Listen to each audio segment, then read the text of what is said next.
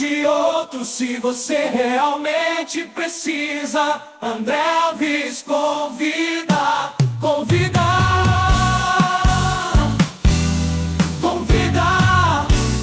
O que faria você, depois de ter uma carreira promissora, ser uma pessoa de negócios, uma pessoa que articula, que pensa, que cria, que faz as coisas acontecerem e ganha dinheiro com isso, abandonar tudo e comprar um sítio, um pedaço de terreno e cuidar de animais como, sei lá, pintinho, galinha, por exemplo? Pois é. Enquanto muita gente está pensando em correr atrás de cenoura, em ficar rico, correr atrás de dinheiro e mais dinheiro, sem ver a vida passar, outras pessoas já pensam de modo diferente e entendem que vale a pena viver a vida, e dinheiro nem sempre é vida.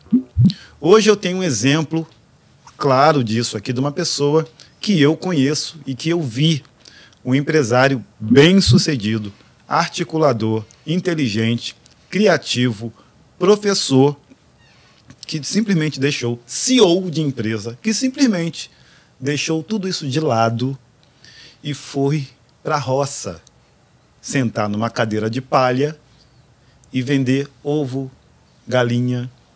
Não é brincadeira não, é sério. Hoje, no André Alves Convida, eu tenho a honra de receber aqui meu querido amigo, pai de vez em quando, mentor, professor, Marco Espíndola. Seja bem-vindo, Marcos. Bem, obrigado pela belíssima apresentação, né? Mas eu acho que a vida de todos nós mudou após o período da pandemia, ou durante a pandemia. Minhas duas empresas, né, que uma é empresa de eventos, qual atuava já há mais de 30 anos nesse mercado, e outra de viagem, uma agência de viagens, onde a gente faz uma série de trabalhos também, além de vender viagens e tudo mais. Simplesmente com a pandemia, acho que foi uma das primeiras a parar e a última a voltar. Verdade. E para não ficar, que a gente fala tanto de saúde mental, eu achei que o que eu encontrei foi criar galinha. Então você vê ali o pintinho nascer, você cuidar dele, alimentar e tudo mais. E eu tinha também um espaço que foi adquirido por meu pai no município próximo de Niterói, do Rio de Janeiro, né? Nós estamos a menos de 100 quilômetros de Niterói. Então, vamos aproveitar também e aquilo ali se autossustentar. Vamos chegar lá. Vamos deixar isso aí para o final do nosso papo, mas vamos pegar...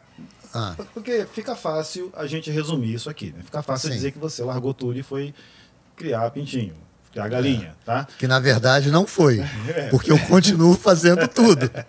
As empresas continuam. Você só colocou o pé no freio. Só para as pessoas entenderem o quão ativo você é, de onde se começou, assim, porque, assim, você fez muita coisa, eu sei, mas quem está assistindo a gente não sabe.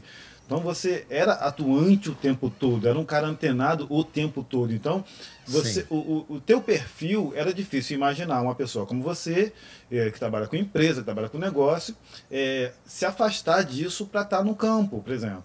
Então é fácil falar aqui rapidinho, mas quando as pessoas aqui entenderem o quanto você caminhou, por onde você passou, para onde você viajou trabalhando, fica mais chocante aqui a minha informação inicial. Então vamos começar lá de trás, quando você tinha cabelo preto? Sim. Tá. E você não tinha dread também, né? Eu não tinha dread. Na época dos VHS e até antes disso, né? Foi bem antes. Conta um pouquinho para nós.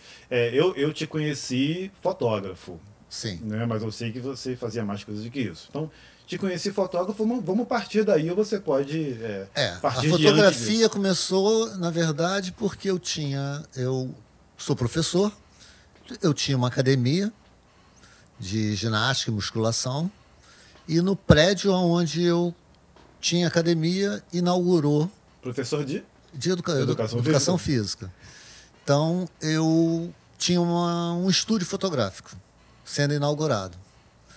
Minha esposa engravidou e eu queria uma máquina para fotografar a gravidez, o meu filho que ia nascer e tudo mais. E nós só tínhamos naquela época uma famosa xereta, que foi a máquina fotográfica da lua de mel, aonde todas as fotos que eu bati saíram tremidas. Aí como é que um cara que faz uma foto de lua de mel, a sorte nossa é que nós tínhamos o péssimo hábito de simplesmente revelar, já chegar com foto revelada. E no que mandamos revelar lá os 5, 6, 7 filmes, todas as que eu bati estavam de péssima qualidade. E aí, com isso, tivemos que voltar nos lugares, nos parques e tudo mais, para eu fazer foto de novo. E aí, graças a Deus, continuou. E nisso eu comprei uma máquina e uma prima fazendo 15 anos. Faz umas fotos minhas, que não sei o quê, porque é o começo daquele fotógrafo. Paisagem, florzinha, barquinho, o bichinho, né? Era o que a gente fotografava. E a prima, vamos fazer um ensaio? E eu já comecei com uma coisa assim, porque todo mundo ia. Niterói, Campo São Bento e praia. Eu levei para a estação de trem ali na Avenida do Contorno. Preto periférico com diversos traumas. Mesmo assim, nasce um novo poeta. André Felipe Alves representa uma grande parcela da sociedade do Rio de Janeiro e está lançando seu primeiro livro, Descobertas de Mim Mesmo, um livro de poesia que retrata um pouco da vida de um preto periférico que descobriu ser portador do autismo e fez disso trampolim para a conclusão desta linda obra. Adquira o seu livro e compartilhe este vídeo. A oportunidade de valorizar o que é nosso está aqui. Então eu já fotografei trilho, vagão, então uma coisa completamente diferente. Só para as pessoas entenderem, porque hoje é muito fácil isso. Sim, mas a gente está falando de que há ano? 39 anos atrás. Onde o padrão era padrão. Tinha que ser exatamente. Padrão. A gente está falando de época que os vídeos tinham 2h30, 3 horas. E que a gente tinha 2, 3 rolos de filme fazendo essas fotografias. Um casamento se fotografava com 3 rolos de 36. Eu já fui exagerado. Eu levava 5 a 10 filmes de 36. Entrada da noiva era onde tinha mais fotos. 2 ou 3. Para tirar 24 fotos. A aliança era uma e era a boa, não adianta. E saíam as boas. Então era desse jeito. Minha outra prima casando, você vai fotografar meu casamento. Eu falei, tá doida. Na época não havia nem prova 10x15, se fazia prova de contato. Tinha que olhar com uma lupa os contatinhos, né? E assim foi indo. 5 anos depois, comecei a fazer vídeo. 1 ano depois, começamos a fazer edição de vídeo, na famosa TMX, né? Acho que era isso.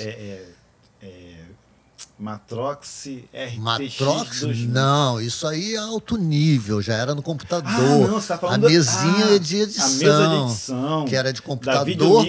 Videomix. Passava de uma máquina, de um vídeo, passava na mesa, MX1. passava no MX1, exatamente. Então, MX1 e o TM2000 que fazia os caracteres. Que fazia os caracteres. Botava aquelas letrinhas. Mas eu ainda venho antes disso. Eu filmava numa PV 530 com um geradorzinho ligado na máquina. Entendi. Como era feito isso? Deixava 1 minuto e meio na frente queimado em preto para fazer um insert depois. Fazia todo o trâmite, botava música depois, né? Que ela fazia áudio dub, era uma máquina fantástica. E no final a gente fazia o fechamento. Os efeitos eram os efeitos que tinham na própria máquina. Wipe, mix, fade e olhe lá. Não tinha mais nada além disso. Para quem está querendo ir para paraquedas e não está entendendo o que ele está falando, a gente está falando de fita cassete. Fita. Um rolo de fita, como se fosse o rolo de filme, para quem estuda cinema aí, as coisas mais antigas. E a gente tinha que gravar gravar no preto mesmo. Gravava uns 3, 5 minutos, seja quanto tempo fosse. E dali gravava o evento. E depois pegava esse espaço de fita e fazia uma gravação em cima desse preto, sem poder perder o que já estava gravado depois. Então tinha um time ali, você tinha que ter o tempo para fazer essa legenda, essa introdução, tudo isso, para daí começar o filme. Isso não era o pior. O pior era colocar o áudio, colocar a música. Verdade. Porque a gente fazia isso de madrugada com o microfone da máquina na caixa de som. O disco arranhava. Ou o disco, pior coisa que tinha era o cachorro latir de madrugada. Pois é. E aí você tinha que fazer de novo até o som ficar limpinho. Tá vendo aí, testemunhas oculares? Esqueci até de apresentar. Gente, eu comecei o vídeo e me empolguei, esqueci das testemunhas oculares que estão aqui para fazer perguntas. São a repórter e o nosso diretor Fábio que está aqui para poder fazer pergunta também para o nosso convidado. E começamos Mas desse jeito. mas eles são da geração agora, né? Geração digital. Digital, né? Eles não Na sofreram. verdade, nós aprendemos a fotografar. Primeiro, fotografia analógica, filme. Depois, aprendemos a fotografar com digital. Pô, maravilha, máquina autofocus. Caramba! Que coisa maravilhosa, meu irmão. Pô, eu queria saber que daqui para ali tinha que usar 1.8, 5.6 ou 8 ou 22 de diafragma. E tinha que saber isso. Tinha que saber. E não tinha... como é que chama? Deixa eu ver como é que ficou. Não existia. Não tinha isso, né? Nós fomos fazer criança, que quando eu já estava quase final de carreira, quando fazia já digital, você fazia uma foto da criança, a criança vinha pedir para ver a foto. Exato. Entendeu? Exato. Isso era uma coisa assim Quando a gente começou magnífica. a pedir para ver, a semana depois. Já era. Então, a foto começou daí. E aí veio o vídeo, e aí uma série de outras coisas que a gente veio fazendo. Eu me lembro que quando a gente foi comprar a sua primeira máquina digital, eu fui com você. Era uma máquina que tinha seus incríveis... Você tinha um cartão espetacular de incríveis... 2 gigas? Não. Tinha 2 gigas, não? Não tinha nenhum. Não, era 512. 512 megas. Incríveis 512 megas. Que você chamava de microdrive, que é o compact flash. Exatamente. Grandão, e a máquina fazia... Sony 717. Não. Essa não foi essa, não. Foi uma Canon. Não, minha primeira digital, foi a 717, Sony Eu 717, lembro dela. que ela levantava, que nós fizemos até um trabalho perto do aeroporto ali. Pô, gente, isso aí... Nós somos os dinossauros do... Você acredita que hoje estão querendo comprar essas câmeras aí? Tá com valor alto no mercado essas câmeras antigas. Pô. Que isso. E daí eu tem assim uns momentos bacanas, porque eu estava participando de uma exposição de noivas, e aí eu fiz uma foto simples para mim, né? Com um músico tocando uma entrada de noiva no evento, e era um evento criado por uma revista, né? A revista Via Festas, e a menina olhou assim: pô, Marco, que foto linda! Aí eu falei: você gostou? Ela falou: pô, você podia trabalhar com isso. Eu falei: eu trabalho só há sei lá quantos anos. Aí eu lembrei, eu falei assim: olha só, seu pai, eu fiz um trabalho para o seu pai, que ela é filha do Paulinho, Marimar. Eu fiz um trabalho para o seu pai, o casamento de não sei quem, em tal casa de festa, porque seu pai não tinha digital. E eu já tinha digital. Ela achou uma coisa incrível, porque ela nunca soube que eu era fotógrafo. Mas ela já me conheceu fazendo eventos. Ela me conheceu fazendo o evento de cruzeiro, encontro de profissionais de casamento no cruzeiro. Então foi aí que ela me conheceu. Quando eu te conheci, você já estava com uns 15 anos. Por que eu estou dizendo isso? Porque depois da gente já fazendo coisas juntos, você ainda tinha 717, eu lembro, e você disse, eu não sei o que eu falei, você disse: só estou há 20 anos nisso. Isso para mim num evento qualquer, que eu nunca mais esqueci daquilo. Então, quando eu te conheci, um tempo depois, você já tinha, né, perto dos 20. Já tinha muito tempo. Já tinha bastante tempo. Eu lembro de um evento, um aniversário de uma cerimonialista, um fotógrafo. Quantos trabalhos você já fez? Eu falei, cara... Aí, por um acaso, uma época, eu separando os CDs de arquivo, né, que a gente tinha tudo arquivado. Eu falei, olha, a última vez que eu contei ali, que eu encontrei com ele depois de outro evento, você me perguntou aquele dia, eu não soube. Olha só, pelo que eu contei ali, tinha 185, 186 casamentos. Isso digital. Isso já no CD. Negativo, meu irmão. Não tinha nem como dizer. Yeah. E a gente fazia... tinha como fazer, né? Entendeu? Era muita coisa. Era muita coisa. Mas a gente não largou isso. Eu larguei sim. Foto e vídeo em si, eu praticamente larguei. Embora eu ainda tenha a minha Canonzinha lá, 60D, na minha mochilinha, que foi uma coisa assim, até uma passagem super legal. 2011, mais ou menos, 2011, eu fui conhecer pessoalmente a nossa famosa BH. Uhum. Né? BH falou em equipamento fotográfico. Espetacular. BH.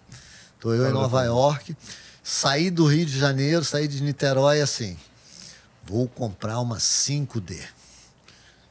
Acho que era 5D, que era a máquina no momento. Aí eu falei, pô, vou comprar. Cheguei na BH, pedi a 5D, veio aquele corpo, olhei. Eu falei, isso foi em novembro de 2011. Eu não tinha nenhum serviço agendado para 2012. Eu olhei, eu falei, cara, eu vou comprar isso para quê? Quer saber de uma coisa? Me dá uma 60D, me dá tal lente, me dá... Pelo corpo da 5D, Mark II, Mark III, Mark II. Eu falei, pô, eu com aquele dinheiro ali, que eu ia comprar o corpo, eu comprei lente monopé, refletor de LED, mochila, eu comprei bateria extra, carregador extra. É muito legal você tá tocando nesse assunto dessa forma, porque muita gente hoje, muitos alunos hoje lá da onde eu dou aula, por exemplo, acha que o bom trabalho está no equipamento, no tamanho do equipamento, na capacidade do equipamento, e esquece do trivial. Hoje a fotografia é a mesma que sempre foi no filme. Sempre foi os 3 parâmetros, sempre foi o ISO, diafragma e velocidade, sempre foi. Sempre foi isso. A gente só consegue botar mais informação numa superfície menor, a quantidade de megapixels, mas o resultado, o olhar... Continua o olhar. Continua nosso. Exatamente. Nosso. E eles se prendem no equipamento que está lá no topo. Né? E, claro, os vendedores, os fabricantes fazem propaganda nesse sentido. O marketing é né? necessário para isso também. Chega um ponto que a gente começa a entender que, pô, para. Né? Que a gente faz exatamente isso. Me dá uma máquina mais antiga aí, tá tudo bem. Que eu vou fazer, vou conseguir fazer a mesma coisa. O que eu sei fazer e pronto. O trabalho que eu faço, que eu vim fazendo há pouco tempo, antes da pandemia, foi um trabalho que eu tinha pensado para mim. Embora fosse contra um produto meu, né, porque eu tenho uma feira de noivas que eu realizo, eu passei a pensar, utilizar uma coisa que era contra o meu próprio produto. Qual era a minha ideia? Se eu participar de uma feira de noivas, eu vou gastar 3 mil do espaço, 5 mil do espaço, a decoração, material gráfico, eu tenho que fazer portfólios novos, tudo isso. Conclusão, gastei, vamos dizer, 15 mil para fazer isso e participar de uma feira. Um expositor em várias mostras que eu já participei. Bem, vamos fazer o negócio. Eu atendi nessa mostra, nessa feira, 20 noivas. Meu álbum custava, vamos dizer, na época, 4 mil. Eu atendi as 20 noivas e continua custando 4 mil. Vou fazer o quê? Esses 15 mil que eu gastei para participar, vou para Paris, faço um ensaio fotográfico lá. Peraí, não dá spoiler, vou chegar lá. Ah, vai chegar lá? Então. Chegar lá das viagens. Mas eu passei a vender o mesmo produto. Só passei a fazer isso para os outros. Tá. Então, a paixão na fotografia, ela existia desde que você era professor de educação física. Posso entender dessa forma? Ou essa paixão surgiu no momento que você fotografou sua esposa? Acho que surgiu a necessidade. Surgiu ali. Surgiu ali. Foi por necessidade?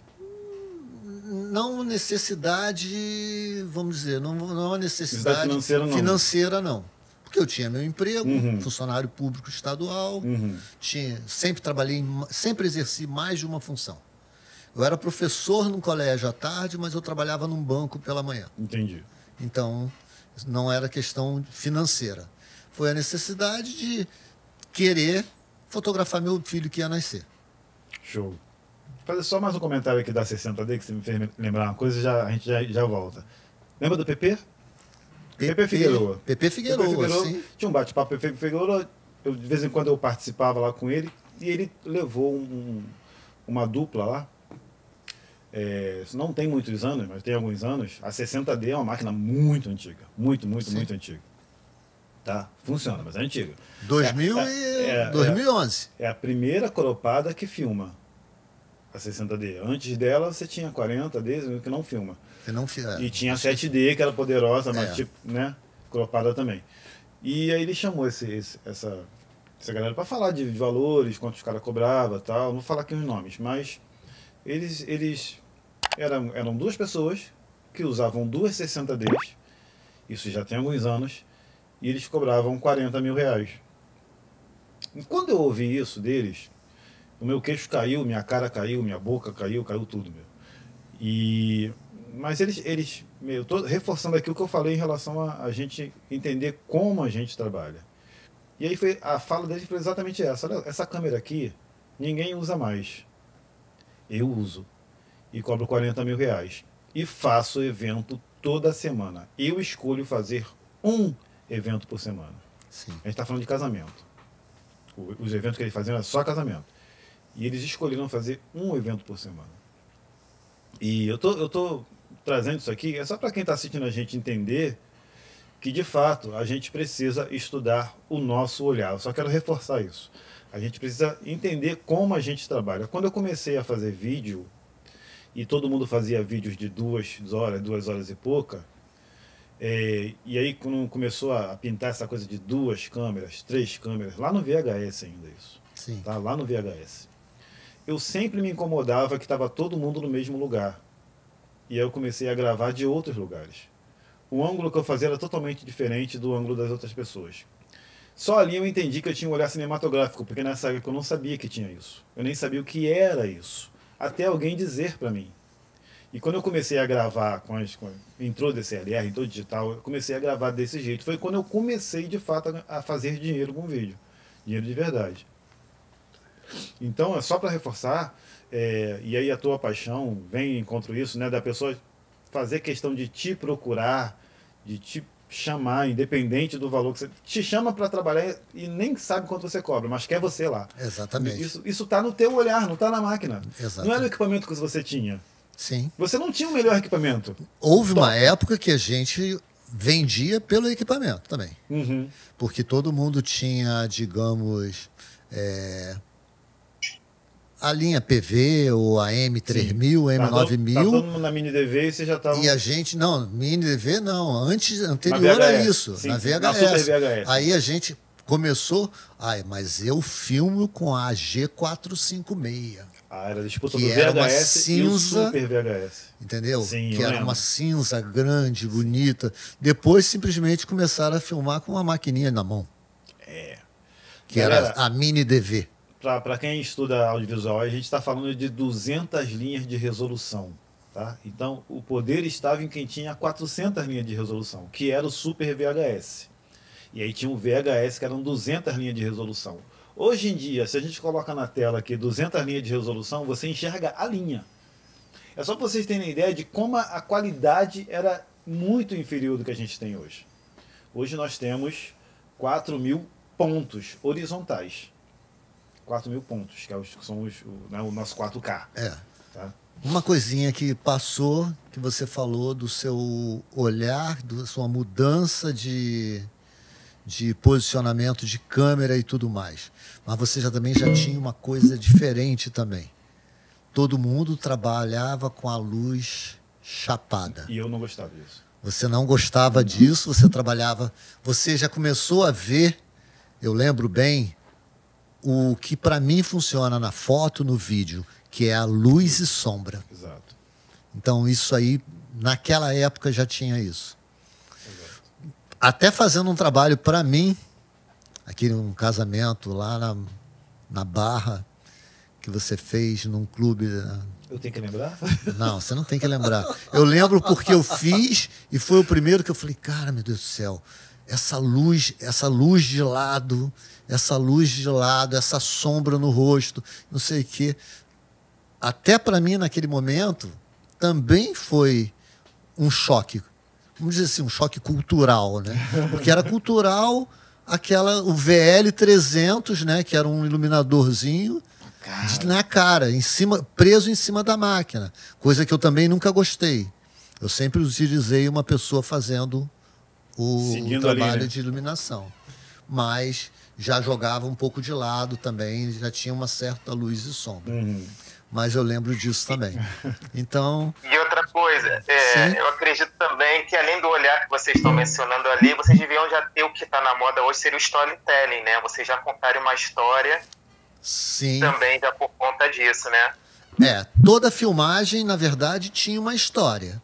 Né? Vamos dizer assim, as filmagens, assim, ela tinha uma sequência. O casamento em foto, o álbum era na sequência que aconteceu. Coisa que depois no vídeo começou a ser mudado bastante. Já não tinha aquela obrigação de ter toda aquela sequência, então você vinha com um pedaço de making off num outro momento, e assim não havia mais na filmagem esse tipo de... Passou a ser atemporal isso. Exatamente. Mudou muita coisa quanto a isso. E você falou também de uma... Desculpa, você falou do... Fábio, você me perguntou aqui, agora... Eu tinha falado do storytelling, de contar uma história, sim. né, com a fotografia. Então, isso mudou. Como mudou a fotografia, né? Eu comecei a brincar, perceber, porque nós tínhamos uma coisa que era uma enquadrada, um enquadramento, era aquele. Eu digo assim, hoje não, já há algum tempo eu vejo muito mais na fotografia, principalmente, eu uso um exemplo assim. Legal, o fotógrafo vai para a porta da igreja, na porta da igreja, para fazer o casal do altar. Então ele coloca, pela diafragma que ele usa e tudo mais, ele tinha o arranjo do primeiro banco desfocado e os noivos focados lá no altar, né? Cara, eu queria ver, era fazer a entrada da igreja no foco e o altar no foco. Que a gente tinha que jogar 2 refletores iluminando lá, 2 flashes lá, 2 canhões que chamávamos, 2 canhões lá para dar. Gente, eu queria ver fazer isso. Agora, fazer um focado e o outro desfocado, eu lembro muito de entrar no Parque Lage, no como é que chama ali? No Jardim Botânico. A primeira coisa que eu fazia era quebrar um galinho de planta, de uma árvorezinha qualquer. Era botar aquela coisinha ali na frente para dar um desfoque, para lá o fundo sair focado. Pera aí, meu irmão. Hoje você não fotografa mais os noivos, você fotografa a paisagem. E os noivos estão lá por acaso. O noivozinho está lá por acaso, pequenininho. Você mal vê os noivos. Em compensação, a copa da árvore, o céu, as estrelas, as nuvens aparecem todas. Então, isso mudou muito, né? Isso eu fico olhando assim, eu falei, cara, é uma coisa... Brinco até. O primeiro trabalho que eu vi nessa ideia de fotografar lá fora Pô, cara, não vou citar o nome dele, porque amigão e tudo mais. Não, mas você não sabe quem é, não. Provavelmente não. Foi assim, pô, que lindo, cara. Realmente fotografou uma noiva na Austrália. Pô, que legal, que bacana. A noiva nada mais era do que a esposa dele. Só que como ele pegava a paisagem toda e só via aquele vestido lá, as costas do vestido, vendia. Ele vendeu, cara. Ele foi um dos primeiros a fazer ensaio fotográfico no exterior. Sem contar aquele que pegava o trabalho do exterior e dizia que fez sem ter feito. Exato, pô, isso aí tem muita gente fazendo isso. Só que às vezes a gente descobre, né? Não, às vezes a gente descobre. Aquele foi fantástico, né? E pior que ele comprou briga e tudo por causa disso. Pois é. Entendeu? Mas é contar a história. E tá aí hoje o storytelling nas mídias sociais, né? No Instagram. Pois é, essa linguagem cinematográfica, ela migrou muito para a coisa do evento, que eu chamo de evento doméstico, né? Que é o casamento, que eu chamo de evento doméstico, do trabalho doméstico. E aí, tu veio nessa ascendente aí, fotografando, me chamando para gravar também. E aí, tu faz aí uma aliança com Antônio Bier, maravilhoso amigo, que vai estar aqui. Pô, que legal. Só fala de vir mesmo, né? Porque ele falou que vinha. Né, Ana? Falou que vinha. E aí, pô, cara, tu faz uma aliança e como é que surgiu essa coisa do fazer casamentos aqui, todo mundo faz, a gente faz, vai para essa igreja daqui, tal, e do nada tu tá viajando, tá saindo do país, tá fazendo cruzeiro, pegando um casamento e bolando um cruzeiro para botar o casamento dentro do cruzeiro para ir para países e fazer. Explica melhor isso aí. Como é que foi essa história? A ideia foi o seguinte: eu participava como expositor em feira de noivas, né? Então, eu pensava, foi quando eu falei até que eu comecei a fazer uma coisa contra contra um produto meu, né? Eu tenho fotógrafos, filmmakers, maquiadoras, estilistas, até decorador floral, que foi a Veneza fazer um buquê. Claro que ele foi viajar com a gente, com um grupo bacana. Aproveitou, né? Já que estou aqui. E vamos embora. Aí o que acontece? A ideia veio do seguinte: eu participo de uma mostra de noivas, eu gasto, brincando, 15 mil reais. Eu atendo 20 noivas e meu álbum continuava custando 4, 5 mil reais. De que ano a gente está falando aí? Onde é que a gente está? Só para a gente tentar se localizar. 2000 e... Não, a ideia vem antes, né? Mas a minha primeira mostra de noivas surgiu em 2015. 2015 surgiu a minha marca, que é a Esposa-me Eventos. Sim. Então, a ideia, eu já comecei vindo aí. Aonde? Peraí. Se eu for fazer lá fora um ensaio fotográfico que seja, tipo uma noiva, e colocar isso num álbum, num portfólio, isso vai agregar o valor ao meu produto. Então, o meu álbum, que participando de uma amostra custava 5 mil, ele vai continuar custando 5 mil. Eu fazendo isso, agregando esse valor, esse álbum custa 8 para todas as noivas daqui para frente. Sim. E a partir do momento que eu comecei a fazer isso, eu até brinco com alguns amigos, cara, eu tive fevereiro, eu tive em Madrid e Paris. Em março eu fui a Veneza e Paris. Falei, cara, como que eu consigo, num período de um mês e 2 vezes para a Europa, fazer um trabalho? Até o ponto que chegou. Claro, houve um investimento, nós investimos no início. Claro. Mas chegamos ao ponto da noiva estar bancando tudo. Aí você falou do BIE, não sei o quê. Por quê? Gosto do olhar, é meu amigo e eu tenho uma coisa. Sou fiel a meus amigos. Porque... E ele é bom. E ele é bom, exatamente. E aquela história. Quem estava comigo nas horas de aperto vai estar comigo na hora boa também. E eu vou fazer o que eu puder fazer. E assim sempre foi. E aí nós conseguimos fazer isso até o ponto que chegamos já no casamento em Cancún, com tudo pago pelos noivos. Uhum. Ah, ele é bom, ele é tudo isso, é meu amigo, mas é inteligente. Por quê? Porque toda vez que eu chego e falo assim, tô com isso assim, assim, tô dentro. Claro que tem. É bom para ele?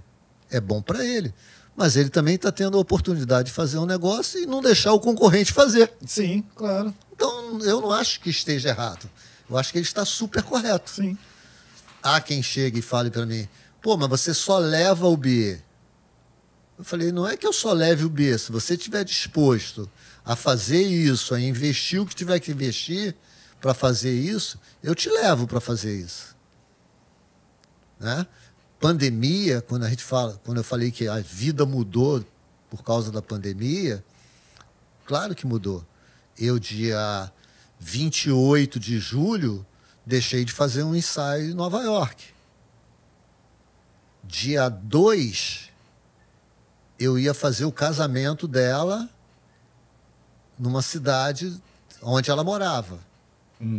Dia 9 de julho, não, 9 de agosto, 28 de junho, 2 de julho e 9 de agosto era festa para a família brasileira.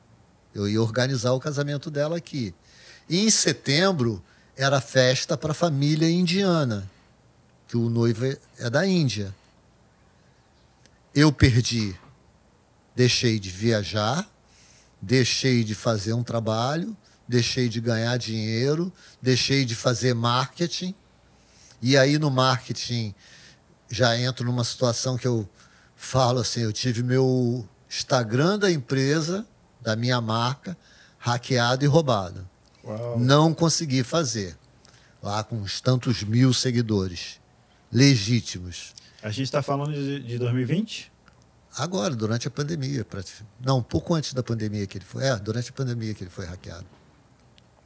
E aí, Marco, vai fazer o quê?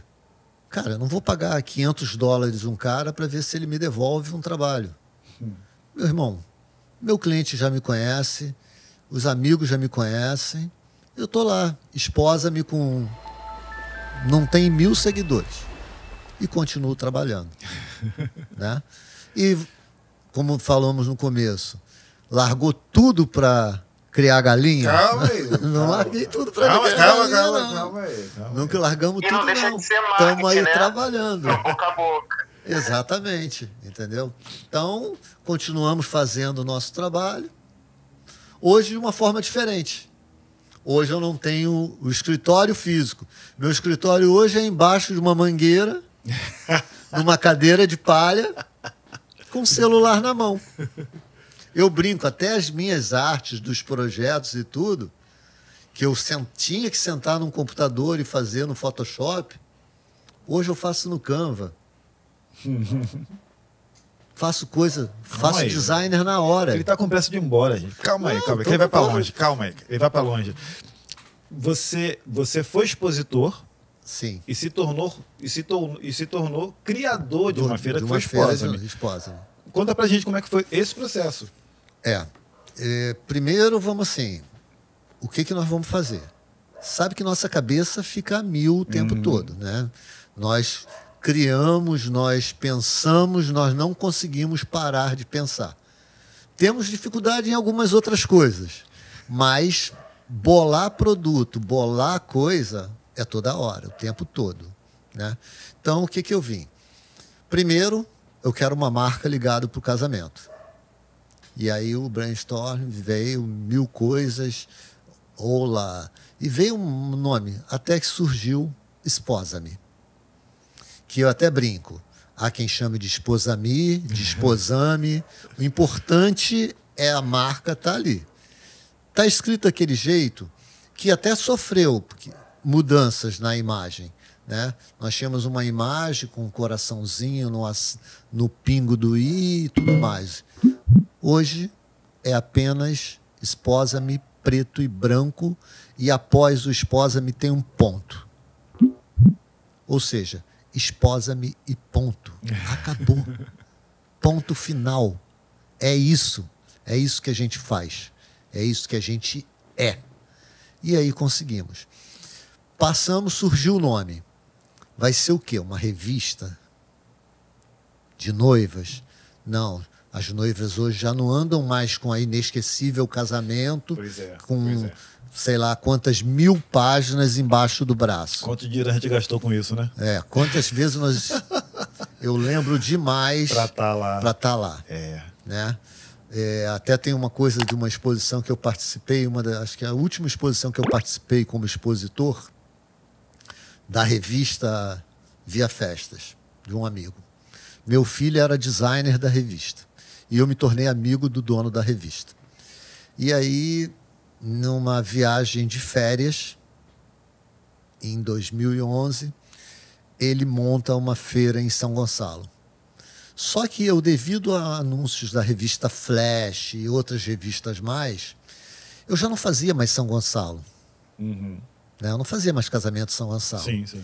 A gente já estava Barra, Recreio, Zona Sul do Rio de Janeiro, Zona Sul de Niterói. E ele chegou, o rapaz chegou lá, tal fotógrafo não vai poder participar da exposição. Esse espaço é seu. Eu nem cartão de visita eu tinha. Eu mandei fazer um postal 1015 no laboratório do shopping. Era uma exposição no shopping. E aí foi... A gente tá falando do Shopping São Gonçalo. Shopping São Gonçalo, o da estrada. Eu fui lá. Fomos lá, participamos da feira, uma feira de festa infantil e depois uma feira de casamento. Um final de semana com casamentos. Eu disse, eu estou viajando agora em agosto, estou indo para a Europa com a esposa, quase 30 dias, e não tenho dinheiro para participar disso. Eu sei que eu montei o estúdio, montei o stand. André, simplesmente, na época, eu fechei 22 mil reais em serviço. Não, minto. 22 foi um outro trabalho. Eu fechei 14 mil reais na época em serviços na feira. Eu paguei a minha viagem, paguei o stand, viajei muito mais tranquilo com minha viagem, que já estava paga, mas pude aproveitar outras coisas. Espera aí, o dinheiro de São Gonçalo paga a minha viagem para a Europa igual o dinheiro de Barra, de Recreio, de tudo. Então, por quê? Era um estereótipo que não precisava ter. Era um estereótipo danado. É como eu faço hoje. Para que eu vou bancar o IPVA de um carro para me dar um status de chegar em algum lugar? Eu chego de Uber. Eu estou há 5 anos que eu não tenho carro, cara. E não me incomoda. Eu vou tudo quanto é lugar de Uber. Gasto muito menos. Pior que é.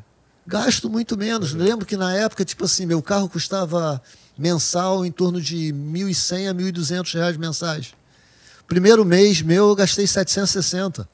Segundo, 680. Não faço mais conta. Não quero mais saber, vou andar de carro. Vou andar de Uber. E ando de Uber. Vou a casamento, vou a festa. Posso, graças a Deus, muitos amigos do mercado de festas, né? Então eu chego num evento, como no final do mês agora, chego lá no Inesquecível Casamento, provavelmente algum amigo chega, toma um drink. Vou poder beber, pegar meu carro depois e sem problema nenhum. Verdade. E aí foi surgindo tudo isso, essa oportunidade, em vez de eu coloquei em prática, fazendo com os fornecedores amigos. Então, é um produto. Uhum. É um produto. O claro, aproveito e viajo. Né? Aproveito e viajo. Tem coisa melhor do que isso. Né? Eu vejo esses TikTok, essas 1000 coisas que tem agora. Melhor do que ouvir "eu te amo" é ouvir tripulação, decolagem autorizada. Porra, é muito mais prazeroso. É muito mais prazeroso. Sim, cara. É muito mais prazeroso para mim. Entendeu? Então, são essas coisas, entendeu? E daí veio simplesmente a ideia de fazer isso para profissionais, para estilistas, para lojistas de vestidos de noiva, e fazer isso e aproveitar viajando. Que pode ser... a ideia surgiu assim, ela chamava-se Esposa-me no Mundo. Então, nós podemos fazer uma quinta em Portugal, uma hacienda na Espanha, um chateau em Paris, uma tenda em Marrocos, qualquer lugar do mundo a gente pode fazer um casamento, fazer um ensaio, seja lá o que for. E, graças a Deus, estamos voltando com isso. Né? Essa temporada agora fizemos um encontro de profissionais de casamento no Cruzeiro. Agora estamos com outros projetos surgindo, né? A Feira de Noivas vai voltar também. Né? Então, estamos estudando para ter uma lá na cidade onde eu estou morando agora. Que é para sempre? Cara, nada é para sempre. Então, hoje eu estou aqui, amanhã eu estou ali, amanhã eu posso estar... Você sabe do projeto do Cruzeiro de Volta ao Mundo. Então, a gente está sempre planejando tudo isso. E começamos a fazer isso para os outros. Quer agregar valor ao seu trabalho? Faz com a gente isso. E a gente vai fazer aonde tiver que ser. E só esse roteiro, como que ele é feito? Assim, ele parte do cliente, é feito por você, pela uma equipe? Vamos sentar. Vamos dizer, a Ana Vitória é fotógrafa. Marco, eu quero um trabalho, queria fazer um trabalho em tal lugar, vamos dizer. O Salar aqui de Yumi, né? Na América do Sul. A gente vai lá e faz o trabalho, organiza tudo. Eu tenho uma agência de viagens e, com isso, eu monto o que tiver que montar. O nosso segundo trabalho em Paris, por exemplo, o fotógrafo chegou para mim à noite, né, na noite que nós chegamos: Marco, olha só, eu tenho essas referências internacionais, eu queria algo dentro disso. Aí beleza, isso aqui tem na Ponte Biraken, aqui eu tenho isso, aqui eu tenho essa imagem, eu tenho... Eu digo o seguinte, eu nasci em Niterói, tá? Eu nasci em Niterói, mas eu sou cidadão parisiense, porque eu sou apaixonado por Paris. Para Ana, que fotógrafa, né? Paris, eu digo que é o seguinte, para onde você tiver apontada a máquina, tem foto bonita. Para onde for.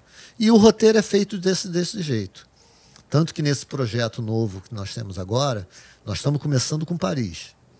Mas podemos fazer em Barcelona, podemos fazer em Lisboa, Milão, Nova York.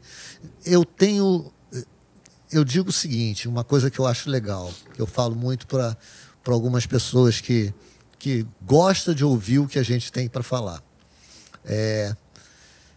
O trabalho para pensar coisa pequena é o mesmo trabalho para pensar coisa grande. Eu só penso coisa grande. Se eu não puder fazer grande, eu vou fazer pequeno. Mas eu pensei a coisa grande. Então, como eu sou do mercado de casamento, são 39 anos no mercado de casamento, o que eu penso como trabalho? Eu penso Bridal Fashion Week de Barcelona. Nova York Bridal Fashion Week. IMATS, que é o de maquiagem que acontece em Los Angeles, Nova York. Blumencorso, que é um evento de decoração floral na Holanda. Então eu só penso coisas assim. Designers de interiores, eu penso na Feira de Milão. Então eu penso coisas que são as tops do mundo e aonde vai agregar maior valor ao meu cliente. seja ele o profissional de evento, ou seja ele o patrocinador, o cara que vai... Pô, eu quero o meu vestido em tal lugar. E aí a gente vai fazer. E nesse projeto novo, acho que eu já posso adiantar, porque a gente adiantou muita coisa, eu tenho produto, 2 produtos. Ou o produto, o profissional quer ir lá fazer, mas nem sempre o produto, o que está entrando com o produto, ou a noiva, ou seja lá o que for, ela tem condição de arcar com isso. Então, o que eu costumo dizer, vamos partilhar isso. Então, vamos levar esse vestido de noiva, esse vestido de festa, para quem é aquela estilista que não trabalha com festa, ou a moda verão de uma confecção, ou o produto que for. Então, eu tenho como ratear o custo de uma viagem com vários produtos. Então, o seu som... Utilizando... Seu som, por exemplo, um cara que criou um vestido, eu ajudo a pagar... Ajuda a pagar... E o meu vestido vai estar lá. Vai estar lá. Não quer dizer que eu precise ir, mas meu vestido foi. Foi. Mas eu não preciso levar daqui foto, vídeo, make. Eu vou utilizar agora fotógrafos da cidade, make da cidade, modelo da cidade. E dentro desse plano do produto, né? Porque eu tenho pavor daquela palavra pacote, né? Pacote, eu tenho pavor dessa palavra pacote. Então, dentro do plano dali, existe quantidade de looks, quantidade de fotos, quantidade de postagens, quantidade de filmes para o Reels ou para qualquer outra mídia que seja. Isso aí vai estar de acordo com o entendimento que houve com o cliente em si. E postagem na rede da modelo ou da influencer que for usada, da fotógrafa, da make. Então, é um conjunto, um grupo de pessoas trabalhando em prol daquele produto. Então, tá saindo... Isso vai dar um engajamento muito maior. Então, isso é um novo modelo. É um novo modelo. Entendi. Continua tendo o fotógrafo que quer ir lá fazer um trabalho, ele vai. Então, você falou um pouco sobre as viagens que são financiadas, falou sobre o Rio, sobre as postagens. Então, vocês também fazem um trabalho de uma agência de marketing, não só apenas da parte de trás, vamos dizer assim. Sim. Mas também de estar ali de frente. Eu não... Tipo assim, o que acontece? Eu vou produzir o vídeo para isso. Os profissionais envolvidos, foto, vídeo, filmmaker, a modelo, elas, no pacote, no contrato que você tem com a gente... chamei de pacote.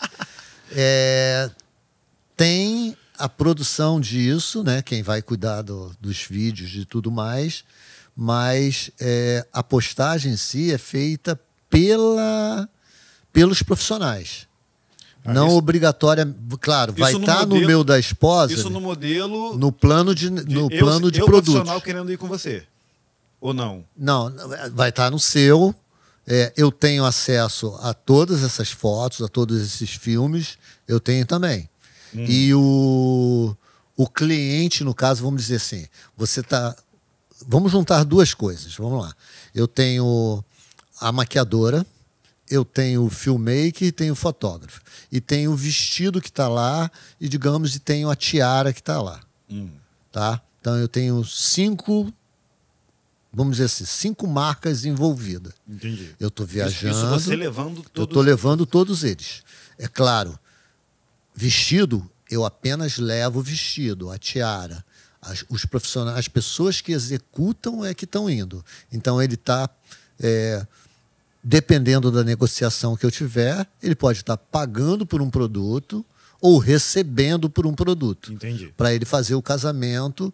A gente falando do Antônio Bier. Antônio Bier, graças a Deus, tem recebido para fazer Toscana, Irlanda, uma série de lugares. Então, ele ganha para fazer isso. Mas já tivemos uma época que investimos para fazer isso. Então, todos esses aqui, eles têm acesso ao material produzido para que publique nas suas mídias sociais, como eu vou publicar na minha também. Isso tanto na pessoal quanto troço. Quanto a ser uma agência, a Esposa Me Eventos, que é a primeira, ela, na verdade, na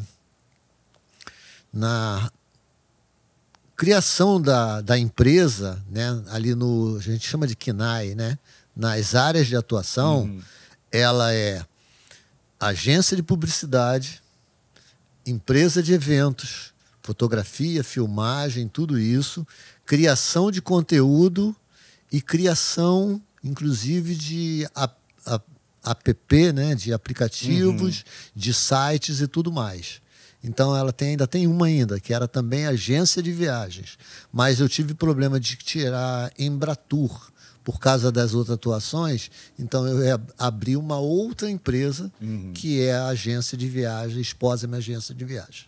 Então, eu poderia também fazer, porque a minha empresa permite fazer isso. Ela está credenciada para isso. Mas não é uma coisa que eu pego. Eu não pego administrar mídia social. Hoje já não faço nem mais a minha. Eu acho que a pergunta dela surgiu porque quando você falou, não, a quantidade de postagem. É postagem, mas é o que está dentro do plano oferecido pelo projeto aonde é o Wedding Fashion Trip. Ah, tá. Que é Wedding Fashion Trip. Que é esse projeto onde eu vou utilizar o pessoal lá de fora. Onde os produtos...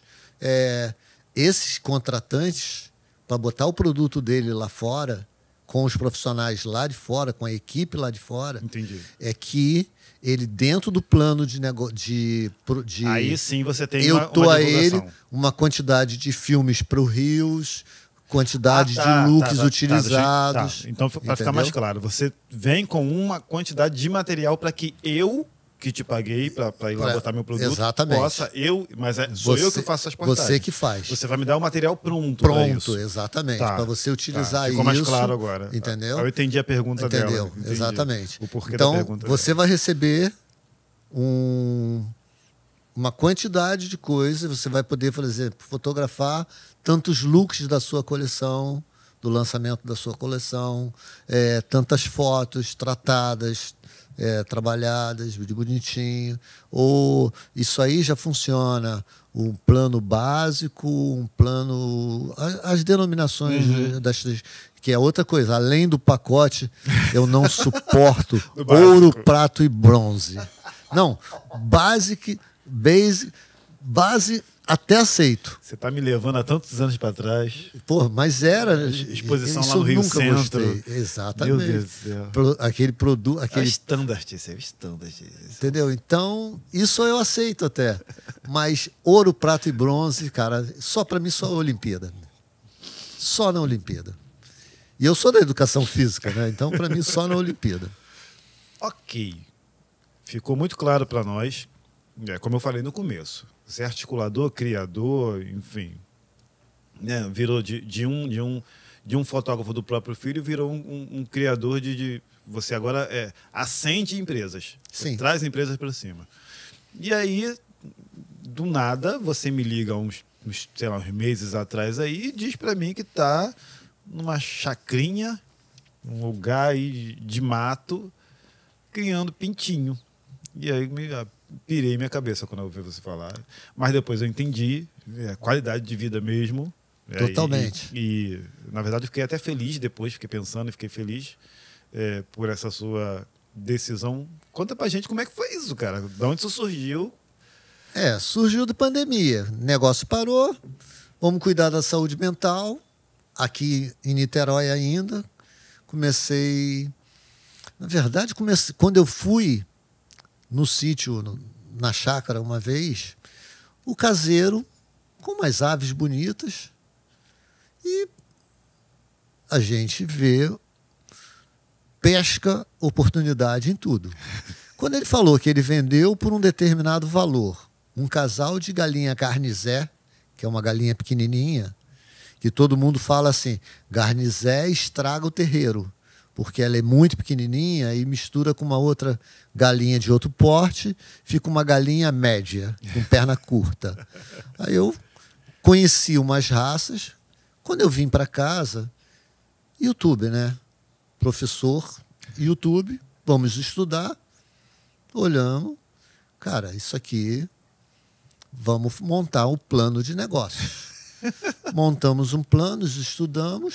Eu fiz um discurso que ele quis largar tudo para lá, para descansar. Nada disso. Agora ele vem dizer para mim que montou um plano de negócio. Mas tudo meu é desse jeito, André.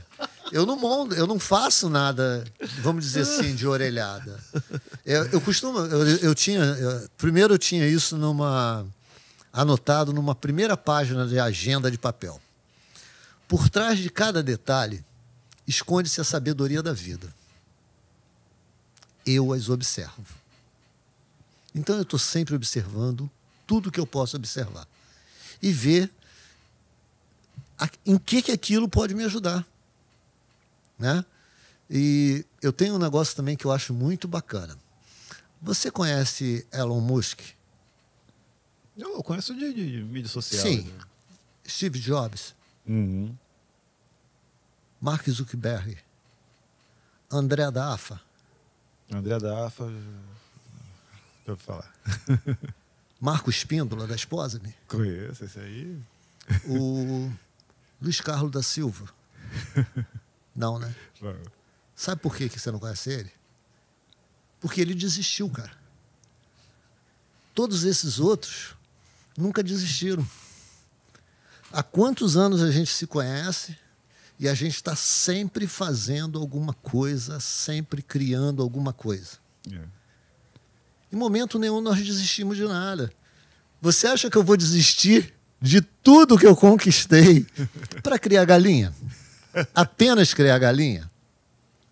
Só que hoje eu consigo criar galinha, estar sentado numa cadeira de palha embaixo de uma mangueira, vendo as galinhas ali, e eu com o celular passando cotação de cruzeiro, montando projetos, Canva no celular, fazendo designer disso, designer daquilo. Então, nós não vamos desistir, cara. É verdade. Eu costumo também, outra coisa que eu também achei, quando falam muito do Roberto Marinho, quando criou o Globo, tinha não sei quantos anos de idade. Pô, fotografia, filmagem, edição, me desculpe a modéstia, eu era bom nisso, cara. Era bom, tinha cliente, ganhava dinheiro com isso, comprava equipamento atualizado, sempre ótimo. Eu me reinventei aos 56 anos de idade. Criei a Esposa-me. Deixei de trabalhar com isso a trabalhar para os profissionais. Que, graças a Deus, também deu certo. Uhum. Então, cara, a gente não vai desistir nunca. A gente vai estar sempre pensando alguma coisa. Sensacional. Né? Ou os projetos que estão aí, que a gente está tentando pôr em prática, captando patrocínio, anúncio, tudo isso. E a gente ainda está lá. O outro que você sabe também. Uhum. Vamos viajar, vamos fazer uma volta ao mundo, vamos criar nosso programa. Que formato vai ter? Ainda não tem. Né? Como nós falamos antes de começar aqui, cara, o que é a inteligência artificial? O que isso é capaz de fazer? Porra, será que a gente não vai precisar criar mais nada? Ela vai criar pra gente? Entendeu? Verdade. Poxa, então é preocupante. Pô, quantos neurônios nós queimamos pensando, estudando? Agora, eu falei do plano de negócios da galinha. Não faça por fazer. Estude. Uhum. Né? Você trabalha com alunos, tem que estar. Observa quem é bom. Não é o problema do copiar. É adaptar ao seu jeito. Uhum. Né? Você fazia a mesma coisa que eu e nem por causa disso você deixou de ser concorrente. Algumas vezes você trabalhou para mim, eu trabalhei para você, até o próprio Antônio Bier, né? Cansou de trabalhar para ele cansou de trabalhar para mim. Verdade. E Pena que alguns ficaram para trás. Sim. Né? Eu lembro de um amigo nosso que trabalhava com filmagem. Eu comecei a fazer edição. Eu pensei em fazer a máquina, comprar um editor, né? Uma mesa de edição, depois que eu via dele. E nós fazíamos muito trabalho mesmo. E um dia eu cheguei e falei assim, vou trabalhar em casamento de terno e gravata. Vamos dizer assim, custava 80, 100 a moeda da época, um casamento, uma filmagem.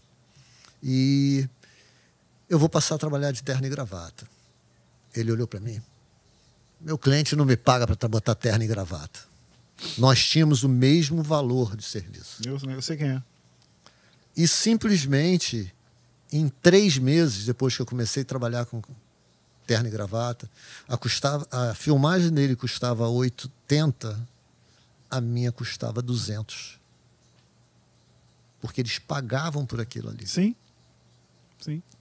Era um período realmente que o status valia. Valia. É. Valia. Então a gente aproveitou isso, como aproveitamos a 456, a Super VHS, a digital, a Mini DV. Era um argumento de venda. Sim. Graças a Deus, hoje o olhar está sendo muito mais importante. Hoje não, já faz algum tempo, muito mais importante. Um comentáriozinho, já que nós temos uma repórter que é fotógrafa. Casamento hoje me preocupa. Não em fazer casamento, é o que eu tenho visto em casamento. Casamento hoje virou para mim, pelo que eu tenho visto, pista de dança. 80% é a pista de dança. É. Concordo. Concorda? Pista de dança. Então eu estou vendo o fotógrafo, vamos chamar assim, de maluquinho, de dança. Gente, só vejo hoje pista de dança. É. As loucuras que a gente vê. A gente pega hoje tem fotos lindíssimas, o que chamam de espontâneo, não sei o quê. É a bebida, a tequila jogada na boca da noiva, do noivo, do convidado. Gente, virou só aquilo. É, geração, né? Então é uma geração que, me desculpe, aonde vai parar a fotografia assim? É. Né? E aquela arte, aquela foto bonita. Então nós saímos de uma fase que era a foto da paisagem. Tivemos... Desculpa. Nós tivemos o desfocadinho na frente, passamos a ter a foto de paisagem, né? Porque a paisagem em si era muito mais importante do que qualquer outra coisa. E hoje, no casamento, na festa em si, virou somente a pista de dança. Yeah. Né? Eu não sei por que gasta-se, às vezes, uma fortuna na decoração para não ter aquilo não ter aquilo ali registrado. É. Né? Eu lembro de uma coisa, de um trabalho meu, que quando a gente trabalhava com filme ainda, eu não gastava uma pose, um frame, né, um negativo, para fazer a entrada da mãe da noiva com o pai do noivo na entrada da igreja. Entreguei um serviço, uma noiva olhou para mim assim, tá faltando uma foto. Eu falei, faltando uma foto? Pô, eu já trabalhava com vários filmes, 5 filmes. Ela olhou, não tem a foto da minha mãe com o meu sogro entrando na igreja. Aí eu olhei, eu falei, realmente, essa foto a gente não faz. Uau. Por quê? Porque essa foto nunca entrou no álbum. Não entrava no álbum. O álbum era uma coisa clássica, era tipo assim, era a foto da mão com a aliança ou da taça, a entrada do noivo, a entrada da noiva, os padrinhos no altar, os padrinhos do outro lado, a aliança de um, a aliança do outro, o beijo, a assinatura e a outra assinatura. Verdade. Né? dali em diante, eu aumentei mais filmes e, além de fazer essa entrada, ainda passei a fazer a entrada de todos os padrinhos. Para não faltar. Porque aí não tem como faltar nada. Sim. Então, são coisas assim que a mudança vai acontecendo. Sim. Né? Graças a Deus nós passamos daquela fase dos noivos dentro da taça, de parte colorida e parte preta e branca, aliança dourada e o resto tudo preto e branco. Foi um Graças período. a Deus é tudo. Foi um período. Eu tenho uma sobrinha de uns 15 anos que o fundo da foto dela já foi diagramado, mas o fundo, né, o background ali da folha ali, era todo o nome dela. Carolina, Carolina, Carolina, em várias fontes, e branco com letra vermelha, porque a festa dela foi vermelha.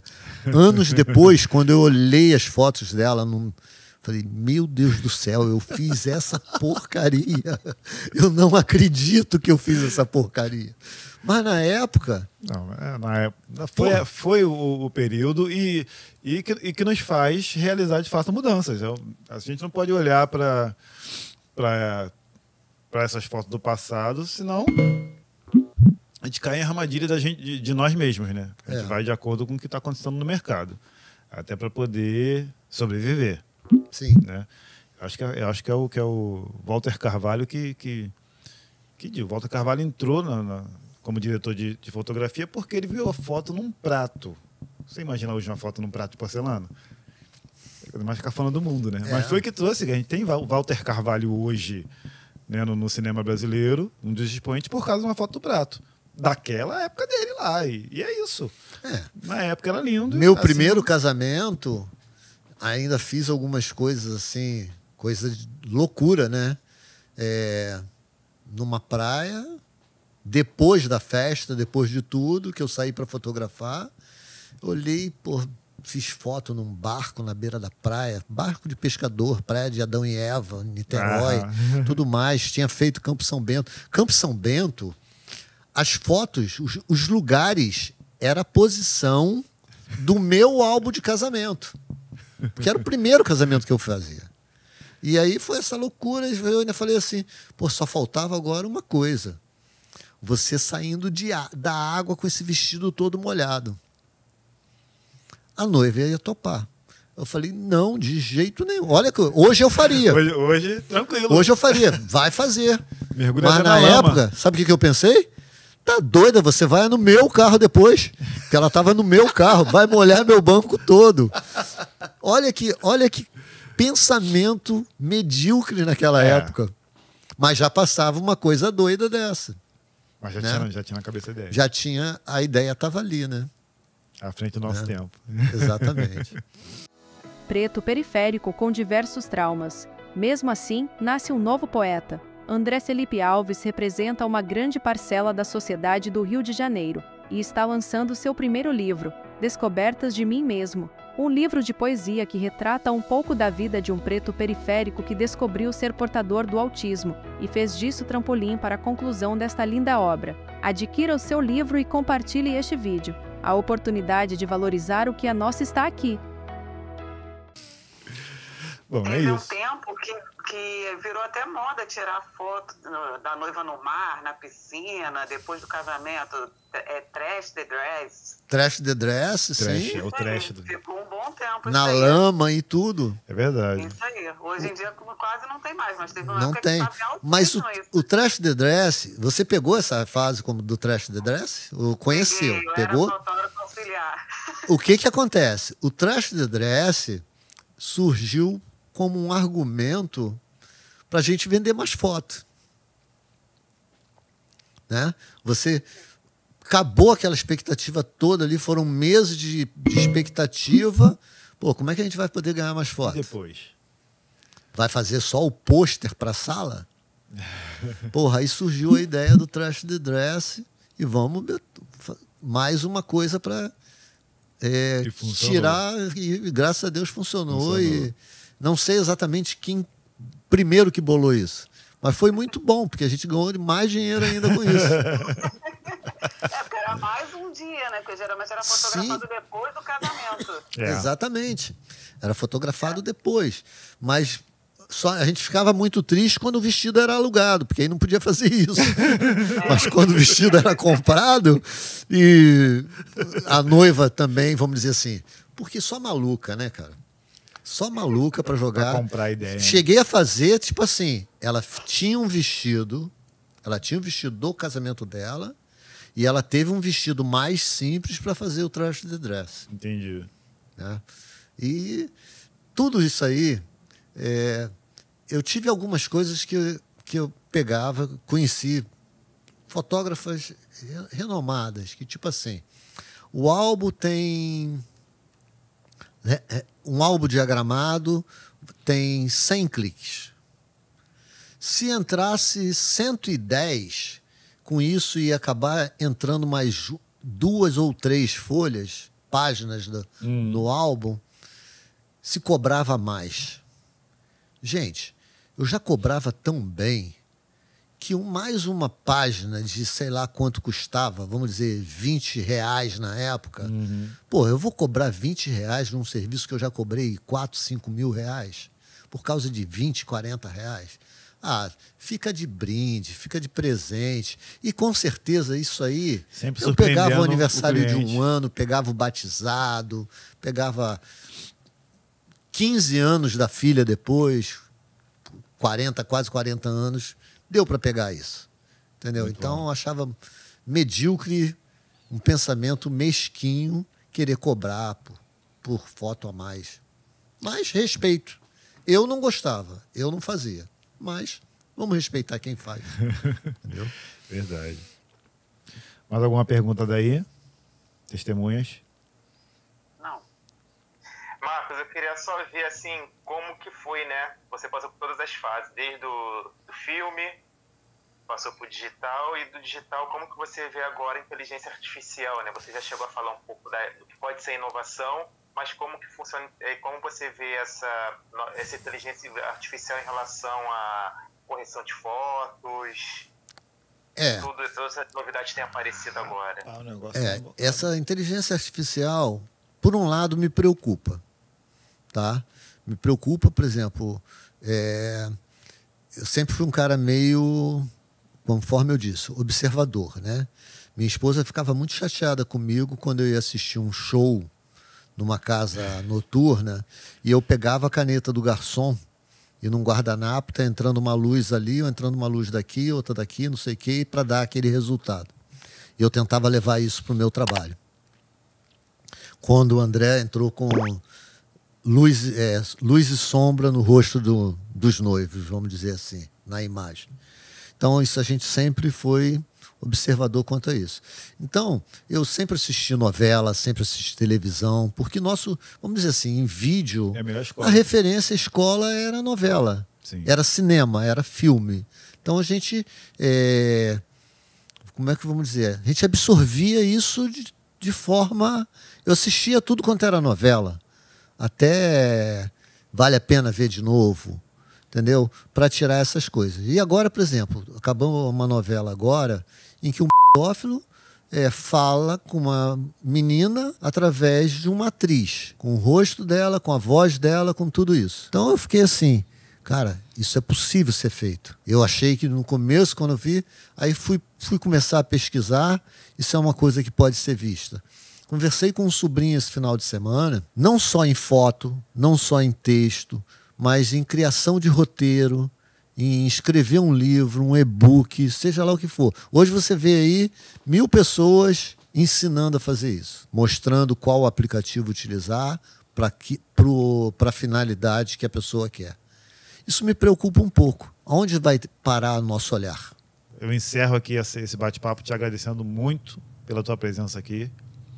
Vou tentar encurtar para não me emocionar aqui, mas muito obrigado por estar aqui e faz jus ao nosso nome aqui do nosso podcast, que é André Alves Convida. Convida. Que quem só escuta pensa que eu estou convidando alguém, mas não. E quem já lê já entende que a vida está aqui nesse bate-papo. Isso aí. E agradeço a você, agradeço nossas testemunhas oculares que estão aqui. Um tá doente, o outro tá... Estão por aí? Sim. Tô por aí.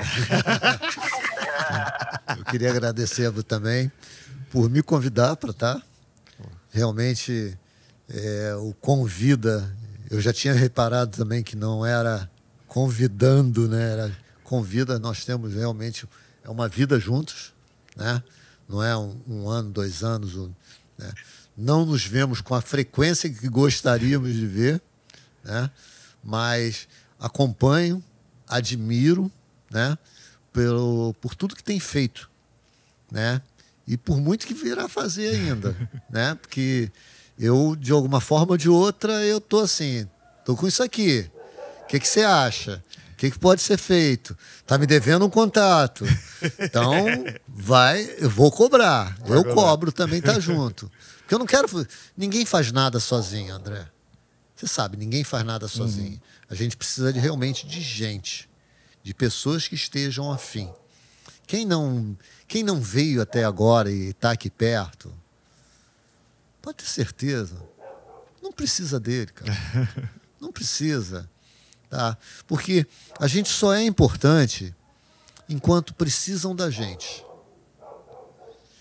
Enquanto a gente tem alguma coisa para oferecer. Porque quando a gente não tem mais nada para oferecer, largam a gente de mão. Só que esse momento de nós viemos passando, de sair para o sítio, de parar e de pensar, alguns valores mudaram profundamente, sabe? Graças a Deus, algumas pessoas, algumas coisas... Eu tenho uma coisa que eu vejo muito, tipo assim, eu faço hoje uma postagem de TBT, de um trabalho antigo, ou de um momento qualquer, eu marco todos os profissionais envolvidos. Pode levar o tempo que for, o de 2015 ou qualquer antes disso. As pessoas postam a coisa no TBT, são incapazes de citar a marca ou a pessoa. Fui útil para você? Ajudou você a crescer? Que bom, eu fiz a minha parte. É isso. Entendeu? E vim de outra cidade, de longe, pode ter certeza, com o maior prazer. Que bom, fico Tá feliz bom? demais. Valeu. Obrigadão, meu filho. Eu que agradeço. Meu filho. Obrigado a você, Fábio. Obrigado a você, Ana Vitória. Fábio eu não tenho nas mídias sociais, não. O dela, Ana Vitória, eu tenho. Vamos continuar. Tá me seguindo Tá bom? lá, tô te seguindo também. Tá bom, minha Vou querida? seguir também, vou pegar aqui com a Ana. Vai sim. É isso, Tá galera. bom? Um abraço. Uma boa noite para todos. É isso, gente. Muito obrigado. Muito obrigado a todos. Até o próximo. André Alves convida. Grande abraço.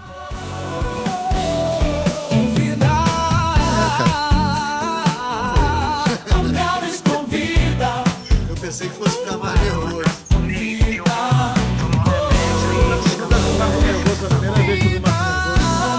Alves convida. A vida.